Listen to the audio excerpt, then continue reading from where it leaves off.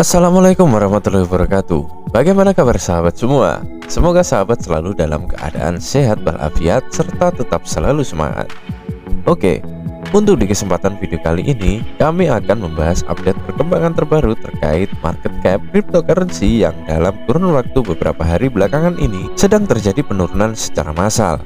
Serta juga sesuai requestan dari sahabat, kami juga akan sedikit mengupdate perkembangan terbaru terkait Shiba Inu Coin. Lalu kira-kira bagaimanakah perkembangan Shiba Inu Coin untuk saat ini? Ayo kita cari tahu.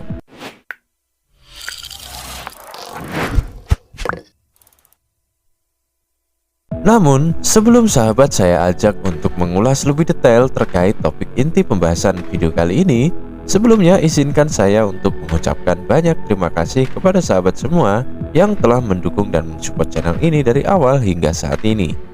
Dan teruntuk sahabat yang baru mampir atau baru menemukan channel ini, saya mohon dukungan dari sahabat semua untuk menekan tombol subscribe yang ada di pojok kanan bawah video agar sahabat tak ketinggalan berita kripto terupdate dari channel ini. Dan sekarang, pasang earphone-mu, nyamankan posisimu, dan simak videonya sampai habis. Ya, seperti yang kita ketahui bersama, dalam kurun waktu beberapa hari belakangan ini, harga daripada Shiba Inu Coin beserta altcoin lainnya sedang mengalami penurunan yang cukup signifikan. Adapun penurunan Shiba Inu dan altcoin tersebut tak lain disebabkan oleh perseteruan antara Changpeng Zhao selaku CEO dari exchange Binance, exchange terbesar nomor 1 dunia, dengan Sam Bankman-Fried selaku CEO dari exchange FTX, exchange terbesar nomor 3 dunia. Di mana tepat tanggal 6 November kemarin, Changpeng Zhao melalui laman Twitter resminya menginfokan bahwasanya Binance akan menglikuidasi semua sisa FTT yang telah Binance miliki. Dan menurut info yang tertulis, sebelumnya exchange Binance tersebut memiliki aset sejumlah 2,1 miliar US dollar dalam bentuk stablecoin BUSD dan juga token FTT, token asli milik exchange FTX. Kemudian adapun alasan mengapa Changpeng Zhao memutuskan untuk menglikuidasi semua sisa FTT yang dimilikinya tersebut tak lain disebabkan oleh bocornya neraca keuangan dari perusahaan Alameda Research. Yang mana bagi sahabat yang mungkin belum tahu, perusahaan Alameda Research merupakan sebuah perusahaan ekuitas swasta yang didirikan oleh Sam Bankman-Fried sebelum dirikannya Centralized Exchange FTX tersebut. Maka dengan demikian bisa disimpulkan bahwa secara tak langsung token FTT tersebut di bawah kuasa langsung oleh suatu entitas perusahaan yang bernama Alameda Research yang sebagian besar bersifat unlock. Dimana menurut info dari Caroline, CEO baru dari perusahaan Alameda Research, aset Alameda Research berjumlah lebih dari 10 miliar US dollar. Dan sebagian dari aset tersebut kurang lebih senilai 3,66 miliar US dollar sebagai unlock FTT, 292 juta US dollar sebagai locked FTT, 2,16 miliar US dollar sebagai FTT collateral, 229 juta US dollar sebagai unlock Solana, 863 juta US dollar sebagai locked Solana, 41 juta US dollar sebagai Solana collateral, dan masih banyak lagi. Kemudian juga dikutip dari platform CoinGap Media, besar kemungkinan nasib FTX dan juga Alameda Research akan bernasib sama dengan 3 perusahaan yang telah bangkrut sebelumnya, yang diantaranya seperti Trielo Capitals, Voyager, dan juga Celsius, yang mana sebelum dinyatakan resmi mengalami kebangkrutan, ketiga perusahaan tersebut juga mengalami permasalahan yang serupa dengan permasalahan yang dialami oleh FTX dan juga Alameda Research, yaitu neraca keuangan yang buruk dan berujung likuidasi semua aset hingga kemudian berakhir dengan kebangkrutan. Jadi oleh karena itu, untuk menghindari hal yang lebih buruk yang akan terjadi, maka Changpeng Zhao memutuskan untuk menglikuidasi semua sisa FTX yang ia miliki saat ini, sebelum Centralized Exchange FTX beserta perusahaan Alameda Research benar-benar mengalami kebangkrutan seperti 3 perusahaan sebelumnya tersebut. Bahkan tak hanya CEO dari exchange Binance saja, CEO dari exchange Bybit, exchange terbesar nomor 11 dunia yang bernama Ben Zhao pun juga mengatakan bahwa beliau takkan segan untuk menjual token FTT senilai 3,3 juta token. jika perusahaan Alameda Research tersebut tak dapat menunjukkan bukti bahwa perusahaan Alameda tak melakukan penjualan atas token BitDAO, token asli milik Centralized Exchange Bybit. Di mana menurut info yang ada sebelumnya, memang antara perusahaan Alameda Research dengan Centralized Exchange Bybit telah terikat sebuah perjanjian dan komitmen selama 3 tahun lamanya. Namun selama beberapa hari terakhir, harga daripada token BitDAO, token asli exchange Bybit tersebut telah mengalami penurunan yang tidak masuk akal.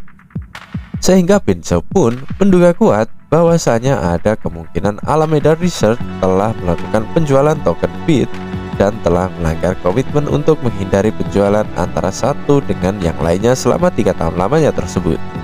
Dan oleh karena hal-hal di ataslah sangat masuk akal jika altcoin lainnya seperti Solana, Matic, Breeze, Shiba, bahkan FTT sendiri mengalami penurunan yang cukup signifikan. Hingga penurunan token FTT tersebut secara otomatis telah mampu membuat kekayaan daripada Sam Bankman-Fried mengalami penurunan hingga 93% lebih.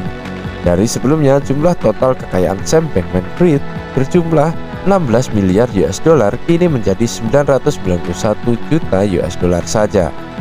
Dan demi mencegah penurunan yang lebih parah, Sam Bankman-Fried, CEO FTX, meminta pertolongan kepada Changpeng Zhao, CEO Binance, sehingga timbullah kesepakatan yang intinya Binance sepakat untuk mengakuisisi exchange FTX dengan tanda kedua belah pihak menandatangani Letter of Intent agar Binance bisa mengakuisisi exchange FTX tersebut.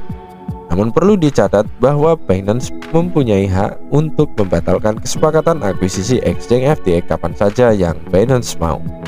Dan benar saja, tak lama dari kesepakatan tersebut, Binance memutuskan untuk mundur atau membatalkan untuk mengakuisisi exchange FTX tersebut. Dikarenakan menurut hasil dari uji tuntas perusahaan FTX, di dalam exchange FTX tersebut, tim Binance telah menemukan permasalahan yang lebih berisiko dibandingkan permasalahan yang mencuat di media publik sekarang. Maka oleh karena itu, kondisi market sempat terpantau semakin mengalami penurunan yang cukup signifikan.